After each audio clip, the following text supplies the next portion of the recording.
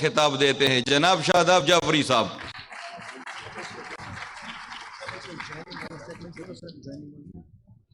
بسم اللہ الرحمن الرحیم۔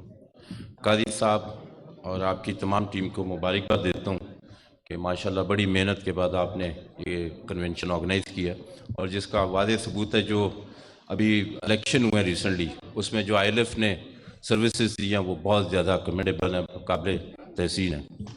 اب بس ایک آخری بات، ابھی ہم نے ویڈیوز دیکھی، کامیابیوں کا ایک سلسلہ ہے، لیکن تھوڑا سا یہ بھی سوچنا ہوگا ان کامیابیوں کے سلسلے کے پیچھے کتنی محنت اور آئیڈیالوجیکل کمٹمنٹ کتنی ہے۔ یہ خان صاحب نے دیکھیں وہ تلسم توڑا ہے جو ہمارا ہمیشہ خواب ہوتا تھا، یعنی 85 کے الیکشن کے بعد دو نظریات کی سیاست تو ہم نے بالکل ختم ہوتی دیکھی، لیکن اب دوبارہ پاکستان میں نظریات کی سیاست واپس آ گئی ہے۔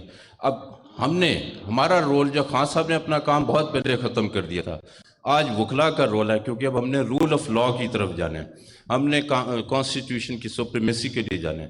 اور اس وقت میرے خیال میں جتنی پی ٹی آئی اور چیئرمین عمران خان صاحب کو اور اس سوسائٹی کو ہماری سروس کی ضرورت ہے، شاید پہلے کبھی بھی نہیں تھی۔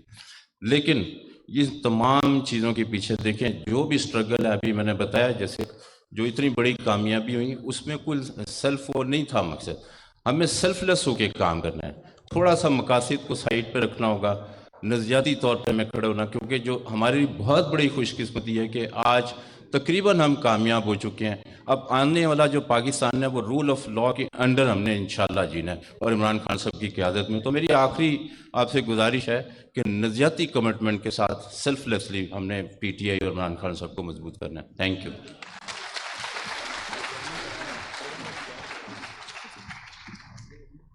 ابھی چونکہ کرم میں الیکشن سے بائے اور اس